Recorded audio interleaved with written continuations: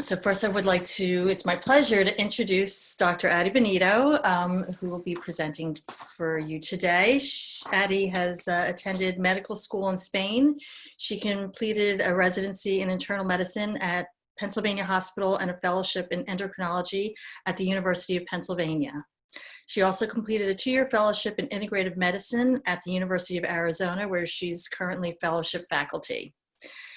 Dr. Benito is a board-certified endocrinology, diabetes, and is certified in endocrinology, diabetes, and metabolism, and has a clinical practice in Princeton where she applies the knowledge obtained through rigorous academic research and clinical training in endocrinology and distills it through the wisdom of integrative medicine, a really rare find that we are so pleased to be able to have access to Dr. Benito and her knowledge. And she's also a certified meditation teacher and studied herbal medicine with David Winston. And we feel fortunate to have her here today, and even more fortunate to have her as one of our top medical advisors on the Board of Trustees for Suppers. So I'd like everybody to welcome Addie. Thank you very much. It's my pleasure to be here. As I was preparing this talk, I was reminded of Dorothy Mullen, who would have said, you know, what we need is for you to tell us what we can do without the need of a doctor. So I thought that's exactly what I'm going to do today, is tell you what you can do without needing me. How can you nourish your thyroid through food? So I'm going to introduce you a bit to the thyroid gland. The thyroid gland sits at the base of our neck. So if you find your Adam's apple, right below the Adam's apple, that's where your thyroid gland is. So mine is right here.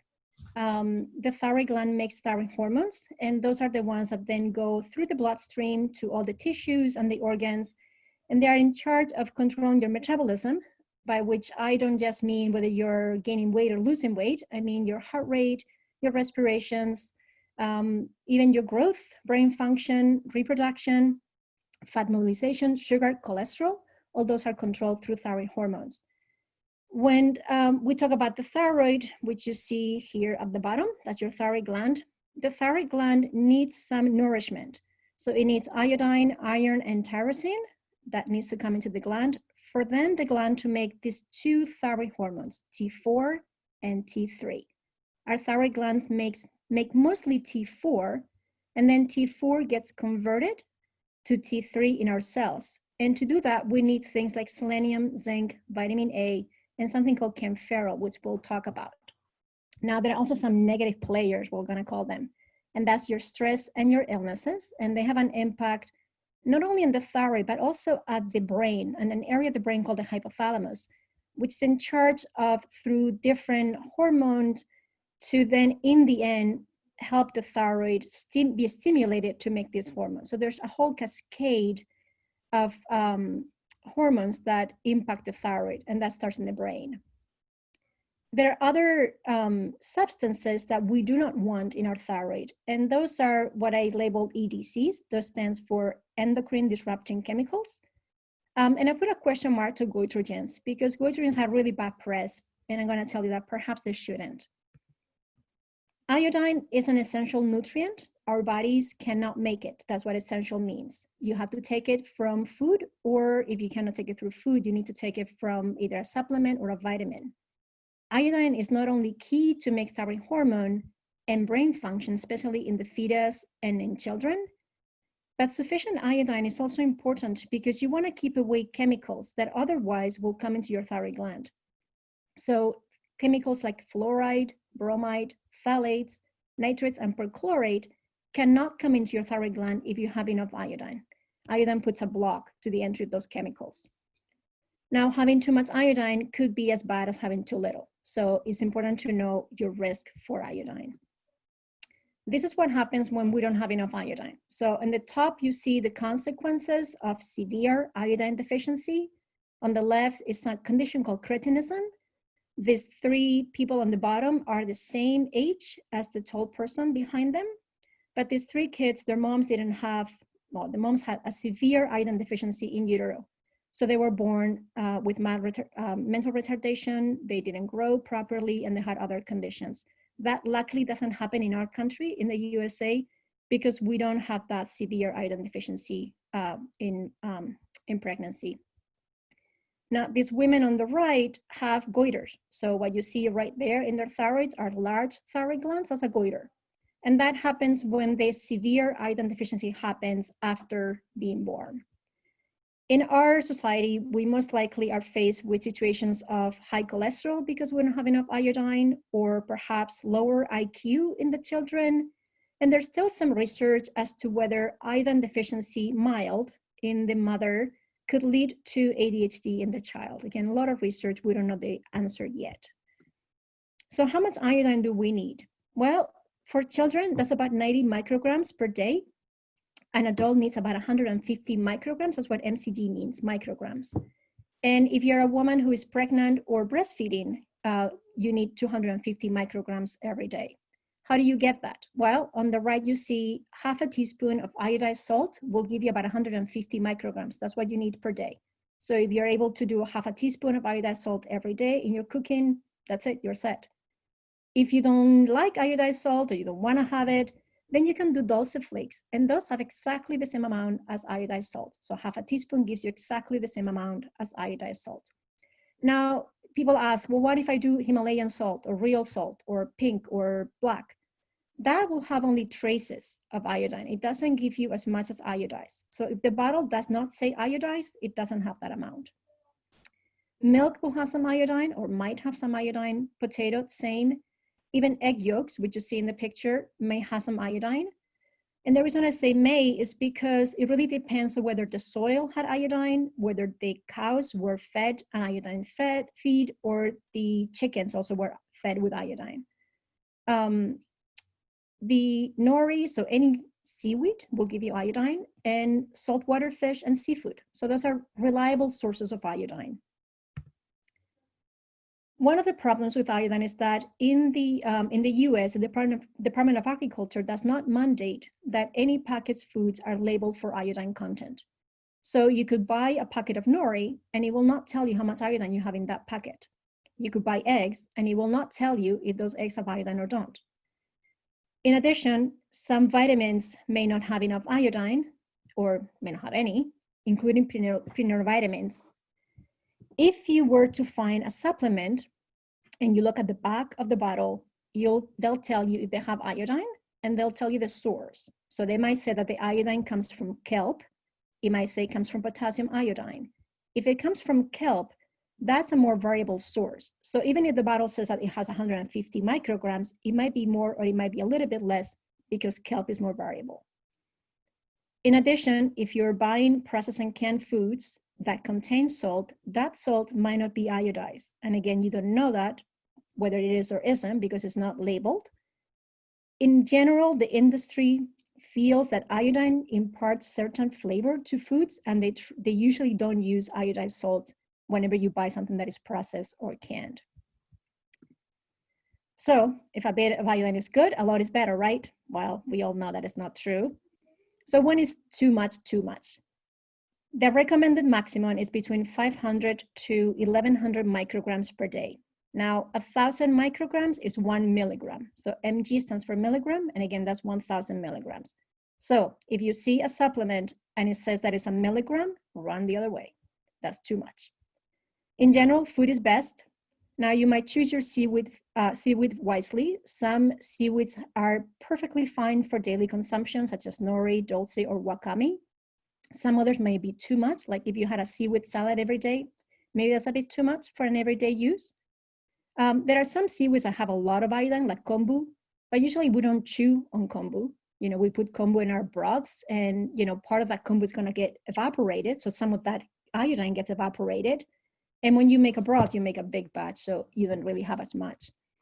If you cannot find a food source of iodine that fits your needs, then find a supplement, and again, try to keep it to potassium iodide and keep this amount between 100 to 250 micrograms per day. The concern is that if you're somebody who has one of these two autoimmune conditions, either Hashimoto's or Graves', if you have nodules in the thyroid, or if you're sensitive to iodine, meaning your thyroid gland is sensitive to iodine, or you're a pregnant woman in the 3rd trimester, you could be more sensitive to the effect of too much iodine. And that actually could lead you to be either hypothyroid, so underactive thyroid, or hyper, meaning too much thyroid in your system. Let's move to selenium. Selenium, just like iodine, is another essential nutrient. And that means that you have to take it from the environment. Your body cannot make it. Selenium works here, right? What that arrow is. It helps you make that T4 into T3, which again, remember T3 is your active hormone. That's what you want to have a bit more of. So selenium helps write that process. And it's because it's part of an enzyme that does this. So there's the process of this, T4 going to T3 is mediated by an enzyme, and that's what selenium helps. Selenium is also important because it's part of detox pathways, especially in the thyroid. In population studies, they found that low selenium is linked to more thyroid problems. And it's particularly important if you have an autoimmune thyroid disease like Hashimoto's or Graves'. Just like iodine, too much could also be a problem. And we're trying to determine whether maybe that's correlated with a higher likelihood of diabetes or even glaucoma. This is how you can get selenium through food. So if you look on the table on the left, Brazil nuts give you a lot of selenium. And so that's pork. And then you have, other food sources of selenium. And at the bottom, the ones that give you the least amount are seeds and maybe mushrooms. There is a particular area where selenium is important, and that is, again, in autoimmune thyroid disease, especially in Hashimoto. So if you're somebody who has been diagnosed with this autoimmune thyroid condition called Hashimoto's thyroiditis, selenium has been found to improve well-being and decrease anxiety. The dose that was most commonly used is what you get in 2 Brazil nuts per day. But probably even 1 will be enough because our study is showing that 80 micrograms is plenty, it could be plenty. In the US, on the East Coast, our soil is quite rich in selenium. So if you're somebody who has a family history of diabetes, or for whatever other reason you're at risk for diabetes or glaucoma, you might want to consider to start a low dose or just use food. If you're not even sure, you can always test your levels after 3 months because levels will equilibrate at that point. I want to mention tyrosine as one of the nutrients for thyroid health. And I do that because if you were to find, go to the supermarket or to the health food store and look at a thyroid support, most of them have tyrosine. Tyrosine is a building block of a protein and is non-essential, meaning we don't really need to take it from the food because we can make it from other substances in our body. It is important for thyroid hormone production, but it's also important for nerve chemicals and to make skin pigment. However, look at all the foods you can find tyrosine in: soy products, chicken, turkey, fish, peanuts. I think it's really hard to be deficient in tyrosine. So it's not one that I usually worry about to have to tell people you need to take these foods to make sure you have enough tyrosine.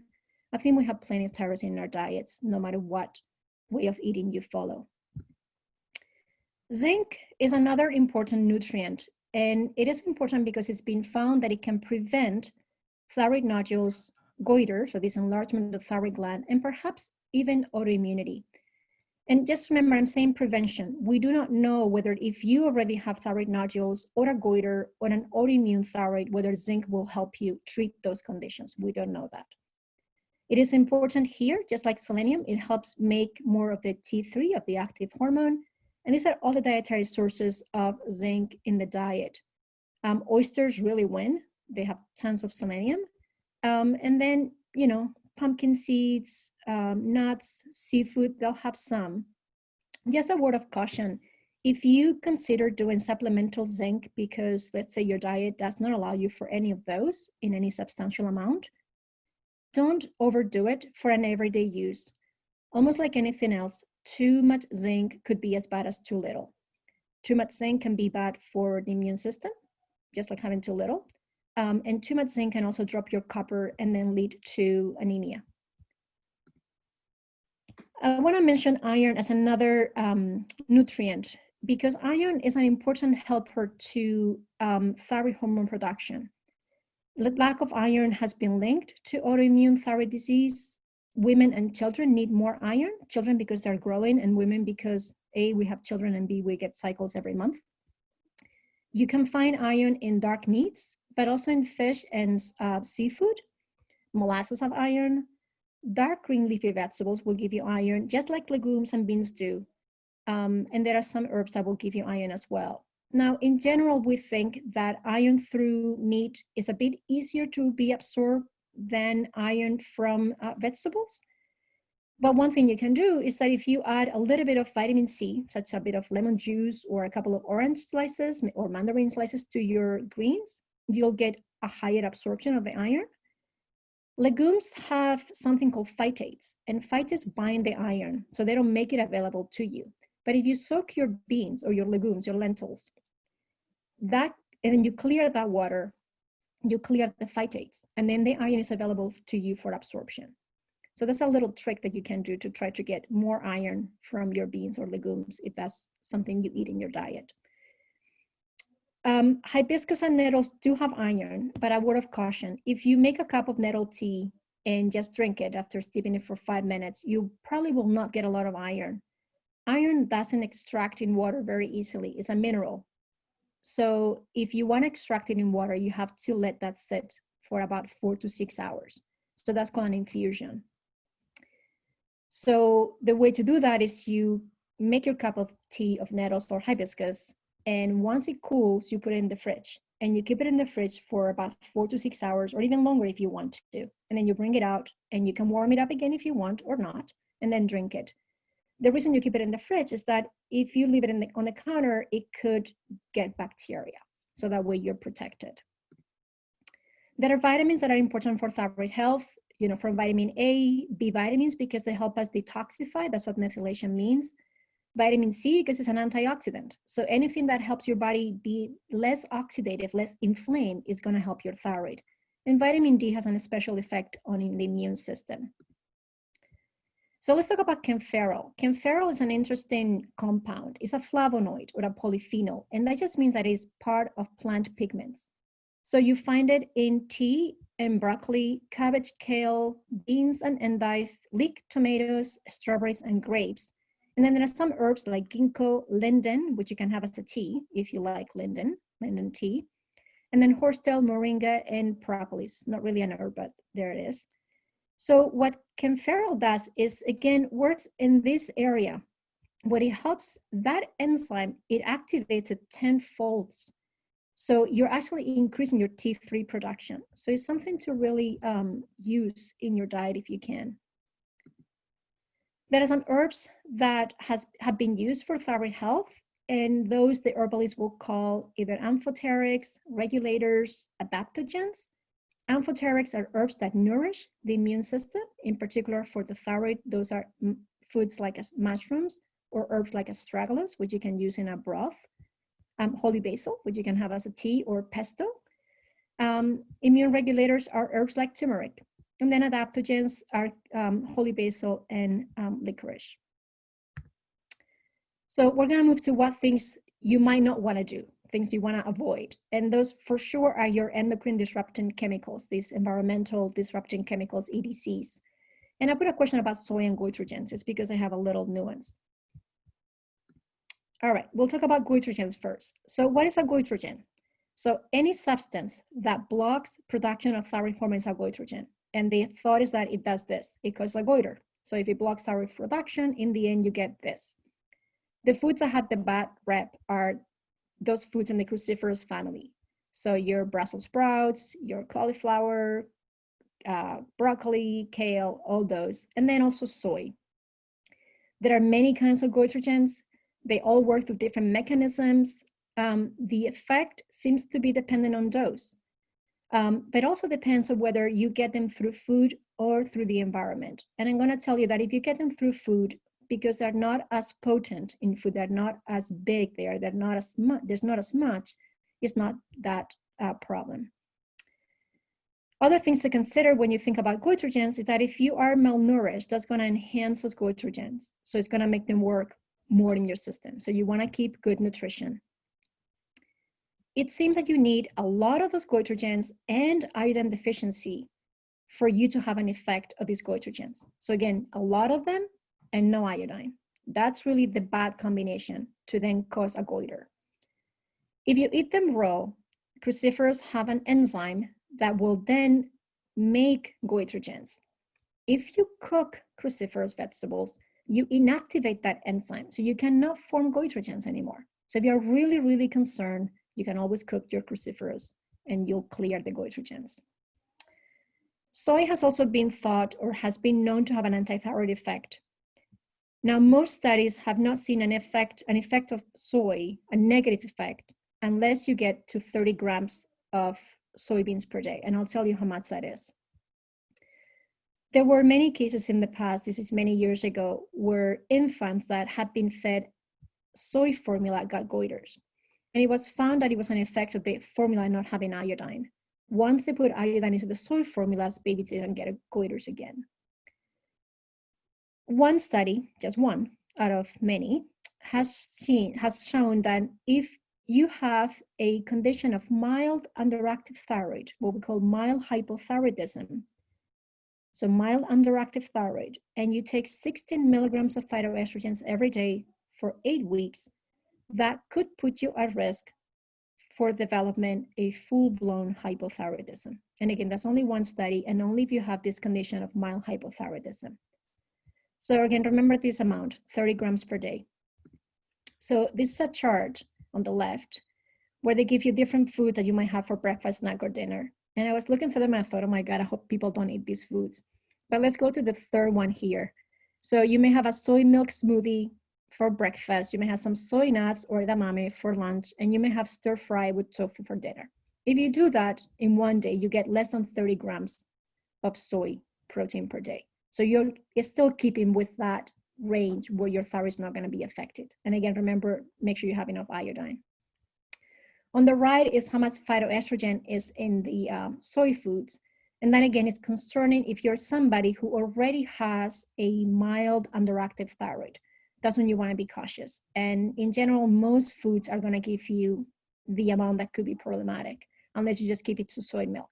That's the only one that doesn't give you those 16 milligrams of phytoestrogens.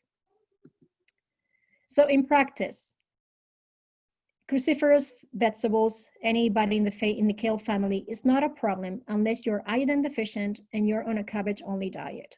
When I calculated how much cruciferous you need, you have to eat 15 cups of raw cruciferous, any one of them, any combination of them, every day for a long time, and have no iodine to get a goiter.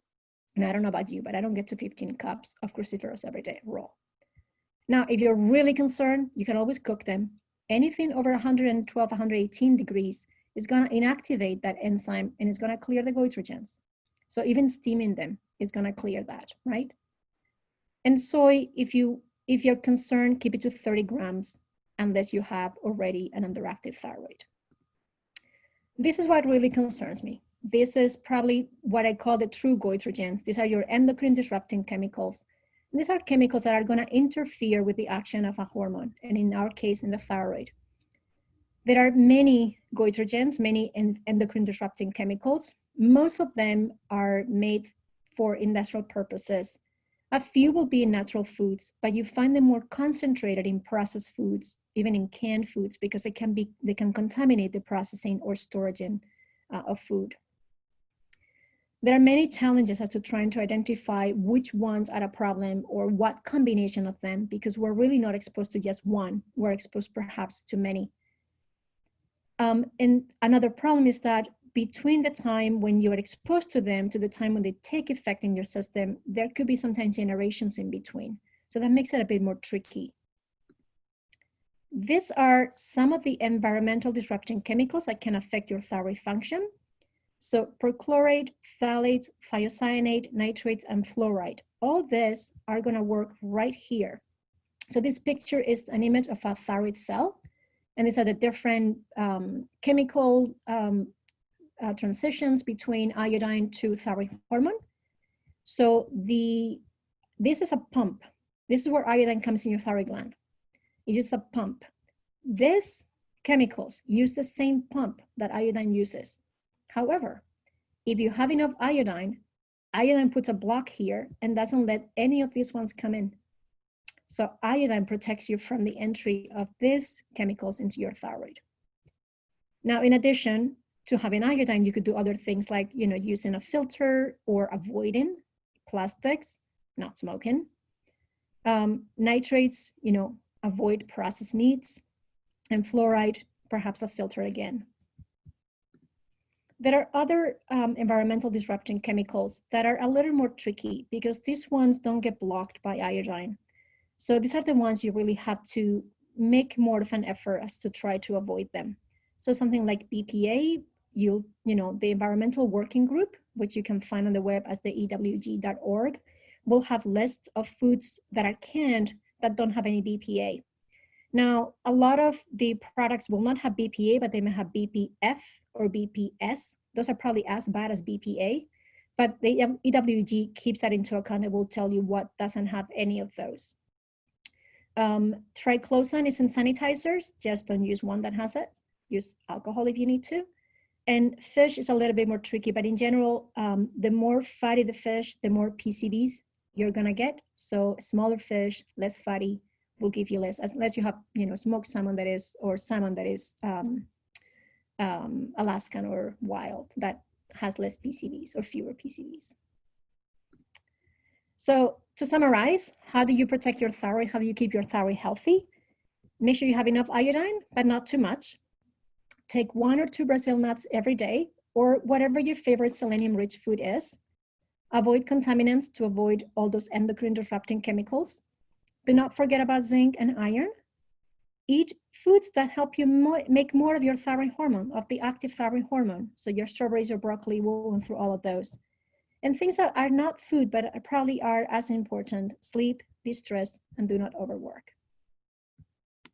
Thank you.